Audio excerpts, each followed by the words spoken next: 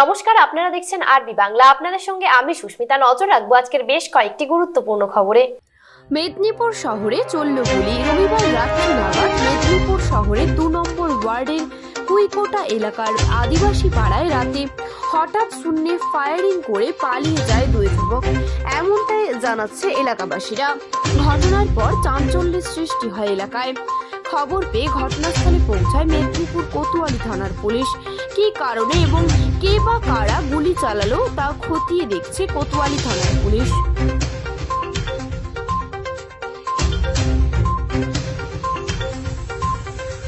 আমরা এখানে গল্প করছিলাম, তারপর দেখলাম দুটো ছেলে এলো। দুটো ছেলে এসে দেখছি ওখানে কি বললো জানি না, তারপর দেখছি উপরে দুটো ফায়ারিং করলো। আমরা প্রথমে ভাবলাম যে হয়তো এমনি হয়তো কেউ কি করছে, হয়তো কোনো বন্টম এমনি ফাটাচ্ছে। তারপরে দেখছি না, আরেকবার যখন হলো তখন বলছে গুলি চলছে। তারপর মিতালি দিকে বললাম, ঠিক আছে আমি এসেছিলাম, এই দিদিও ছিল, দিয়ে মিতালি দিকে ফোন করলাম, বললাম যে দিদি দেখুন এটা কথা থেকে 9:30 পরে মিটিং ভাঙার পরে সবাই আমার মিটিং দেখতে এসে বসেছি। কোন মিটিং? এখানে যে মিটিং হচ্ছিল না পার্টি কুইকোটার এখানটাতে মানে কোন দলে? হ্যাঁ কি না আপনার? কি নাম? আমার হচ্ছে মামনি। মামনি কি? মামনি সরেন।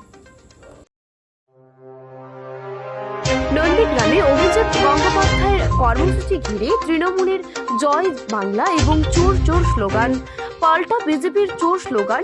নন্দীগ্রামের 1 নম্বর ব্লকের বেশ কয়েকটি জায়গায় বিজেপি প্রার্থী অভিজিৎ গঙ্গোপাধ্যায়ের কর্মসূচি ছিল। কর্মসূচি স্থলে যাওয়ার পথে নন্দীগ্রাম 1 নম্বর ব্লকের দাউদপুর গ্রাম পঞ্চায়েত এলাকায় নয়নানে রাস্তার ওপর তৃণমূল কংগ্রেসের সভা চলছিল। সেই সভাস্থলের সামনে দিয়ে অভিজিৎ গঙ্গোপাধ্যায় কনভয় সহ বিজেপির মিছিল যাচ্ছিল। অভিজিৎ গঙ্গোপাধ্যায় কনভয় দেখে তৃণমূলের সভা থেকে জয় বাংলা এবং চোর চোর স্লোগান ওঠে। ঘটনায় উত্তপ্ত হয়ে ওঠে পরিস্থিতি।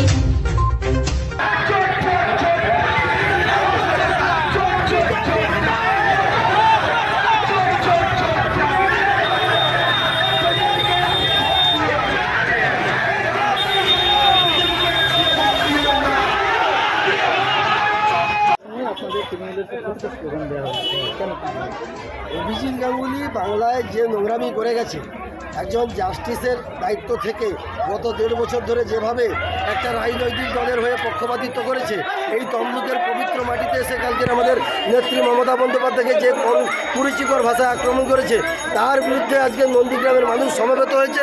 একেবারে এটা স্বতঃস্ফূর্ত মানুষের প্রতিরোধ, এবং এখানে আমরা কাউকে শিখিয়ে দিইনি, টোটাল এখানকার নন্দীগ্রামের মানুষের স্বতঃস্ফূর্ত প্রতিরোধ এটা।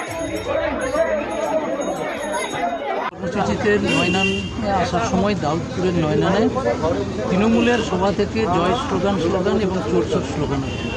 শুধু তাই নয়, শামসাবাদের বুড়ির মোড়েও জয় স্লোগান, জয় বাংলা, চোর চোর স্লোগান। দেখুন, বর্তমান তৃণমূল দলটা গত আমফান ঝড়ে নদী উপকূলবর্তী এলাকাগুলো যেভাবে তছনছ হয়ে ধ্বংস হয়ে গেছিল, এই পশ্চিমবাংলার তৃণমূল দলটার অবস্থাও সেম জায়গায় পৌঁছে গেছে। তাই তারা নিজের পায়ের তলার মাটি সরে যাওয়ার জন্য খড়কুটোকে আঁকড়ে ধরে আমাদের একটা বিশিষ্ট সম্মানীয় বিচারপতি, তিনি ভারতীয় জনতা পার্টির প্রার্থী হয়েছেন বলে তিনাকেও চোর চোর বলে স্লোগান দিয়েছেন। তিনি আগে কোনোদিন কোনো রাজনীতিতে ছিলেন না, এই সদ্য কিছুদিন আগে উনি প্রাক্তন বিচারপতি হয়েছেন। ওনার যে কার্যক্রম ছিল সেখান থেকে উনি অবসর নিয়ে ভারতীয় জনতা পার্টির হয়ে উনি মোদিজির হাত শক্ত করার জন্য, পশ্চিমবাংলায় এই চোর তৃণমূলকে বিদায় জানানোর জন্য, ন্যায় নীতি আদর্শ প্রতিষ্ঠা করার জন্য ভারতীয় জনতা পার্টির প্রার্থী হয়েছেন তমলুক কেন্দ্রে। উনার মতন এত সম্মানীয় মহান ব্যক্তিকে এই তৃণমূল দাউদপুর, নয়নান, শামসাবাদ, বুড়ির মোড় এগুলো করছে। ওরা জানে যে 2 লক্ষেরও বেশি ভোটে আমরা অভিজিৎ গাঙ্গুলির কাছে হারব। আর গ্রাম বাংলার মা বোনেরা আমাদেরকে আমফানের টাকা চুরি, প্রধানমন্ত্রী আবাস যোজনায় কাটমানি খাওয়া, প্রধানমন্ত্রী আবাস যোজনার পাঠানো অন্নদয় যোজনার রেশন, এগুলো যে আমরা চুরি করেছি, মা বোনেরা এসে আমাদের হিসেব চাইবে। অতএব এসব করে যদি প্রার্থীকে আটকানো যায়, কিন্তু তা সফল হবে না। বাংলার মানুষ সচেতন আছে, সবাই 1 নম্বর বোতাম টিপে তমলুক কেন্দ্রের প্রার্থী অভিজিৎ গাঙ্গুলিকে বিপুল ভোটে জয়যুক্ত করবেন। ধন্যবাদ। আমার নাম গৌতম দাস, আমি ভারতীয় জনতা পার্টি নন্দীগ্রাম মণ্ডলটির সভাপতি। ঘাটাল লোকসভা তৃণমূল কংগ্রেসের প্রার্থী দীপক অধিকারীর সমর্থনে পাঁশকুড়ায় জনসভা করতে এলেন মুখ্যমন্ত্রী মমতা বন্দ্যোপাধ্যায়। সিপিএম বিজেপির দালাল হয়ে দাঁড়িয়েছে। আজকের রাজ্যপালের কথা বলবো না, রাজ্য আছে পাল্টা নেই, আমার মিটিং শুনতে হবে তার কোনো গ্যারেন্টি নেই, মোদিবাবুদের কোনো গ্যারেন্টি নেই, ওরা 420, মুখ্যমন্ত্রীর মুখে খেলা হবে স্লোগান, আপনারা সুস্থভাবে বাড়ি যান। এদিন আকাশের পরিস্থিতি খারাপ থাকায় হেলিকপ্টার ছেড়ে নিজের গাড়িতে গিয়ে মেদিনীপুরে যান মুখ্যমন্ত্রী মমতা বন্দ্যোপাধ্যায়। বিশেষ করে ওকে আমরা দেব বলেই চিনি, দীপক অধিকারী। আমি একবার আসতে বলবো, 1 নম্বর চিহ্নেই ওর ভোটে আর নাম্বার আছে। ওকে প্লিজ দয়া করে, পাঁশকুড়ার মানুষ, আমি পাঁশকুড়ার কাছে ছুটে এসেছি কেন জানেন? পাঁশকুড়া আমি অলওয়েজ আসি, কিন্তু কয়েক বছর আমার আসা হয়নি। তার কারণ আমার একটা ফেভারিট ছেলেকে ওই গদ্দারটা জেলে রেখে দিয়েছে, সেই জন্য আমার আসা হয়নি। বাট আমি ওকে বের করবই। এই এলাকাগুলো দখল করার জন্য অনেক চেষ্টা করেছে। আমাদের এখানকার যিনি ফিরে যাবেনি, আমাদের যিনি এমএলএ আছেন, ওনার কিছু না হলেও 85 বছর বয়স হবে, 82-83, অনেক বয়স্কা, কিন্তু উনি নন্দীগ্রামের শহীদের মা। তাই শহীদের মা হিসেবে শহীদ সম্মান দেওয়ার জন্য পাঁশকুড়ার মানুষ ওনার নাম প্রস্তাব করেছিলেন, তাই উনি জিতেছেন। উনি হয়তো সবসময় আপনাদের কাছে আসতে পারেন না, এই কারণে বয়সের ভারে, কিন্তু আমরা ওনাকে সম্মান করি শহীদের মা হিসেবে।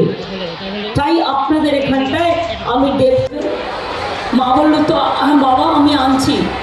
পানি আনতে গেল, পানি আনতে এসে দেখে আধখানা করে রেখে দিয়েছে 2 ছেলেকে।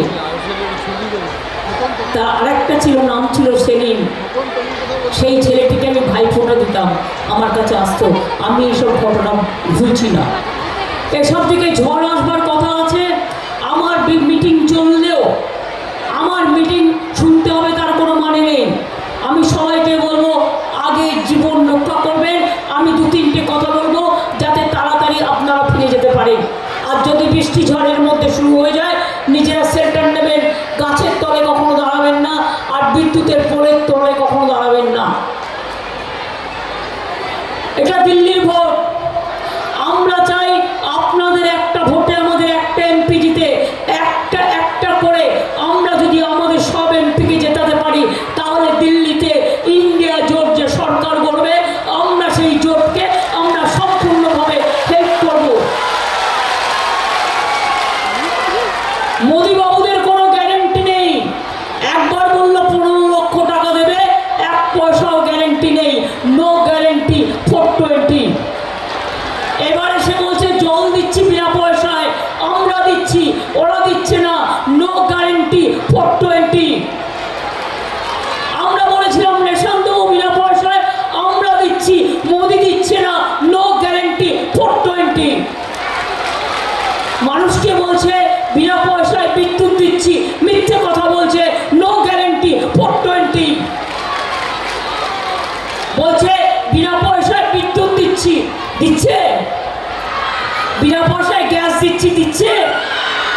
গ্যাস বেলুনের থেকেও বড় গ্যাস, যে মানুষ চোখে দেখতে পাচ্ছে না।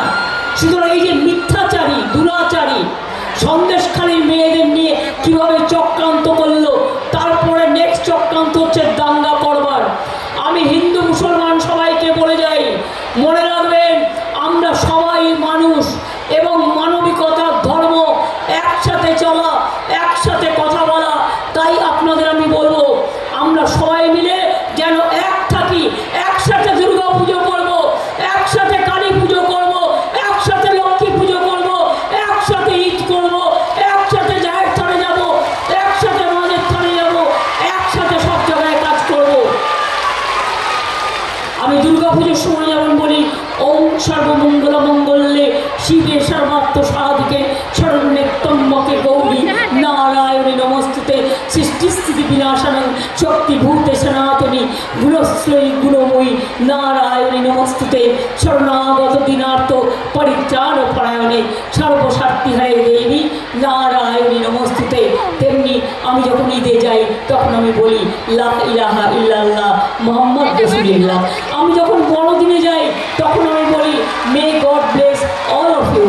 আমি যখন সাঁওতালদের কাছে যাই, আমার যখন ভূমিজ পরিবারের কাছে যাই, আমার যখন লোধা কমিউনিটির কাছে যাই, আমার যখন বাউরি কমিউনিটির কাছে যাই, আমার যখন সবল কমিউনিটির কাছে যাই, আমার যখন মুন্ডা কমিউনিটির কাছে যাই, আমি সবাইকে রেখে বলি জয় জোহার, তপশিলি বন্ধু আমাদের আছে। অর্থাৎ সবাইকে সম্মান করি। যেহেতু আকাশের অবস্থা খুব খারাপ, তাই বলি খেলা হবে, খেলা হবে, খেলা হবে, খেলা হবে, খেলা হবে, খেলা হবে। আমরা প্রোগ্রামের শেষে একটা নৃত্যের অনুষ্ঠান করি, কিন্তু আকাশের অবস্থা খারাপ বলে আমি চাই না এখানে মানুষ থাকলে যদি বজ্রপাত হয়, মানুষের ক্ষতি হয়। তাই ওই অনুষ্ঠানটা আজকে আমি করছি না। দেব জিতলে আমি কথা দিয়ে যাচ্ছি, ভালো করে আমরা এখানে সাংস্কৃতিক অনুষ্ঠান করে দেবো। আমি আপনাদের সকলকে বলি ভালো থাকবেন, ভোটটা দেবকে দেবেন তো? জোড়া ফুলে ভোট দিন, সকাল সকাল ভোট দিন, নিজের ভোট নিজে দিন, জোড়া ফুলে ভোট দিন। মনে রাখবেন আপনার ভোট আমার ভোট, জোড়া ফুলে সব ভোট। জয় হিন্দ, বন্দে মাতরম, খোদা হাফেজ, ইনশাআল্লাহ, জয় জোহার, জয় বাংলা। সাবধানে বাড়ি যান, হেলিকপ্টার দেখবার জন্য কেউ দাঁড়াবেন না। আমি দরকার হলে গাড়িতে বেরিয়ে যাবো, ঠিক আছে? এখন এই অবস্থায় হেলিকপ্টার চলে না। আপনারা সুস্থভাবে বাড়ি পৌঁছান। ভালো থাকুন, সুস্থ থাকুন, ভালো থাকুন, সুস্থ থাকুন।